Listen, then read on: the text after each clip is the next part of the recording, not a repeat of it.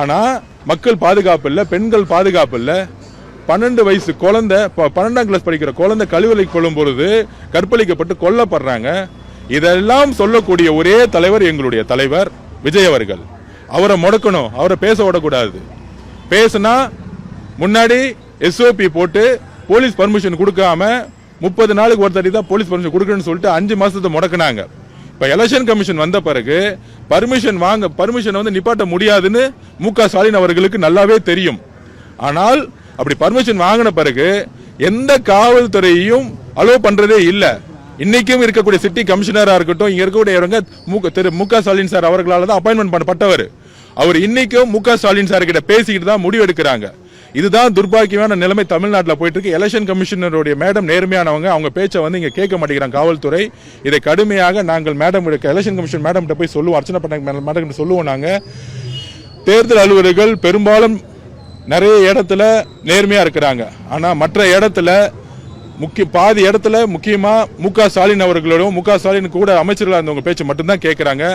அதுக்கு தான் எங்களுடைய தமிழக வெற்றி கழக தலைவர் விஜய் அவர்கள் மீதும் சட்டமன்ற உறுப்பினரா வேட்பாளரா இன்னைக்கு நேற்று தாக்கல் செய்த பிறகு முதலமைச்சரா கேண்டிடேட்டா வேட்பாளரா மக்கள் முன்னாடி நிற்கும் பொழுது MK ஸ்டாலின் சார் அவர்களுக்கு மிகப்பெரிய பயம் வந்துருச்சு.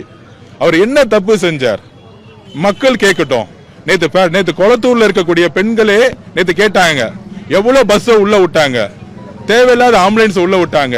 ஏது கொளத்தூர்ல இது வரைக்கும் அந்த மாதிரி பஸ் வந்ததா பார்த்ததே கிடையாதுங்கிறாங்க அங்க இருக்க மக்களே. சமூக ஊடகத்துல அங்க இருக்கிற மக்கள் வந்து ஒரு 60 வயசு பெண்மணி சொல்லியிருப்பாங்க, எந்த அளவிற்கு திமுக காரங்க எங்களுடைய பிரச்சாரத்தை முடக்குறாங்க. குறிப்பா MK ஸ்டாலின் சார் அவர் தொகுதிக்குள்ள எங்க தலைவர் வந்தவொடனே அவர் ரோட் ஷோ போகும்போது மக்கள் கூட்டம் எங்கேயுமே வரல. ஆனா எங்க தலைவர் வந்தோடனே ஒரு மக்கள் பேரலை உருவாச்சு. ஆனா போலீஸ் வந்து சாலைகளை வந்து வரமுறைப்படுத்தல அப்படின்னா மக்களுடைய பாதுகாப்புக்கு உத்தரவாதம் இல்லை. இதுதான் கரூர் இன்சிடென்ட் சொல்லுச்சு. இந்த இவங்களுடைய அரசியல் MK ஸ்டாலின் சாரோடைய அரசியலுக்காக மக்கள் செத்தாலும் பரவாயில்லன்னு கரூர்ல வந்து காவல்துறை வந்து எங்களுக்கு சப்போர்ட் பண்ணல. அதே மாதிரி நேற்று கொளத்தூர்ல தன்னுடைய சொந்த தொகுதி மக்களுக்கு எந்த பிரச்சனை ஆனாலும் பரவாயில்லன்னு சொல்லிட்டு இன்ஸ்ட்ரக்ஷன் கொடுத்து காவல்துறை வந்து எந்த இடத்துல செயல்படல. 10 போலீஸ் ஆபீசர் மேல போலீஸ்காரங்க மேல நேற்று கொளத்தூர்ல கிடையாது. முதலமைச்சருக்கு 2000 பேர் போலீஸ் பாதுகாப்பு கொடுக்காங்க, ஆனா அவர் கூட மக்கள் கிடையாது. எங்களுக்கு கிட்டத்தட்ட 10,000-15,000 மக்களுக்கு மேல வந்து திடீர்னு வந்து மக்கள் அலையா வராங்க, கூட்டமா வராங்க. ஆனா 10 போலீஸ்காரங்களும் கிடையாது. மக்களுடைய பாதுகாப்பையும் சாலையும் ஒழுங்குபடுத்தக்கூடிய பொறுப்பு காவல்துறைக்கு மட்டும்தான் இருக்கு. நாங்கள் ஒரு வேட்பாளர்கள், எல்லா வேட்பாளர்களும் ஒரே மாதிரி இன்னைக்கு முதலமைச்சர் கிடையாது. முன்னாள் முதலமைச்சர் MK ஸ்டாலின் 2000 போலீஸ். ஆனா எங்களுடைய தலைவர் வரும்பொழுது கிட்டத்தட்ட 20,000-25,000 மக்கள் வந்து ஒரு இயற்கையாவே வரும்பொழுது ஏன் வந்து காவல்துறை சரியாக ஒழுங்குமுறைப்படுத்தல? இதுதான் எங்களுடைய கேள்வி. அதுக்கு எங்களுடைய கடுமையான கண்டனங்கள், எங்களுடைய தாழ்வான வேண்டுகோள். அரசியலை நம்ம வந்து ஜனநாயக பூர்வமா மக்கள்கிட்ட போய் எதிர்கொள்வோம். ஆனால் திமுக தலைவர் ஸ்டாலின் சார் அவர்களே மக்களுடைய உயிரை பணயம் வைத்து மற்ற கட்சிகள் மேல பழிய போட்டு, குறிப்பா எங்க தலைவர் விஜய் சார் மேல பழிய போட்டு எங்களுக்கு கெட்ட பேரை நடத்தி நீங்க நல்ல பேர் உருவாக்கி அரசியல் ஜெயிக்கணுங்கிற ஒரு போலியான ஒரு கருத்தை உருவாக்கக்கூடிய அரசியலை நிப்பாட்டுங்க. மக்களுடைய பாதுகாப்பை உறுதிப்படுத்துங்க. 50 வருஷம் அரசியல்வாதின்னு சொல்றீங்களே, கரூர்ல வந்து 41 மக்கள் இறந்த பிறகுமா உங்களுக்கு வந்து இன்னும் புரியல? எதுக்காக உங்க தொகுதிக்குள்ள கொளத்தூர் தொகுதிக்குள்ள வரும்போது காவல்துறையை முடக்குனீங்க? இது எங்களுடைய கேள்வி.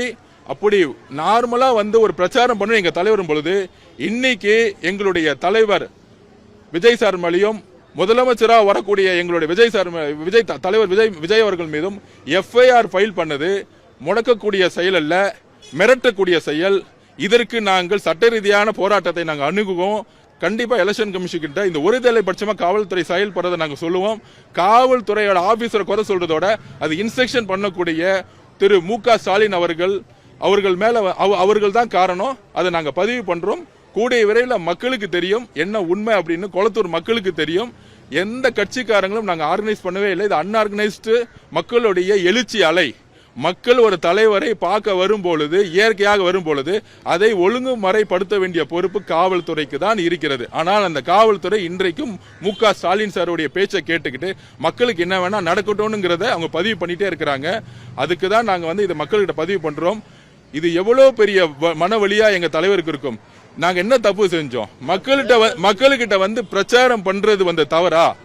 அவர் மேல இன்னைக்கு தலைவர் விஜய் அவர்கள் மேல எஃப்ஐஆர் போட்டது எவ்வளவு ஜனநாயகத்தினுடைய அநியாயம் மக்களுக்கு தெரியும், பெண்களுக்கு தெரியும். இது ஒரு அநியாயம்னு. எம்ஜிஆருக்கு என்ன அநியாயம் பண்ணாங்களோ, ஜெயலலிதா அம்மாக்கு என்ன அநியாயம் பண்ணாங்களோ, அதே மாதிரி விஜய் அவர்களுக்கும் அந்த அநியாயம் நடந்துட்டு இருக்கு. இதை நாங்க வன்மையாக மக்கள்கிட்ட கொண்டு போய் செய்வோம்.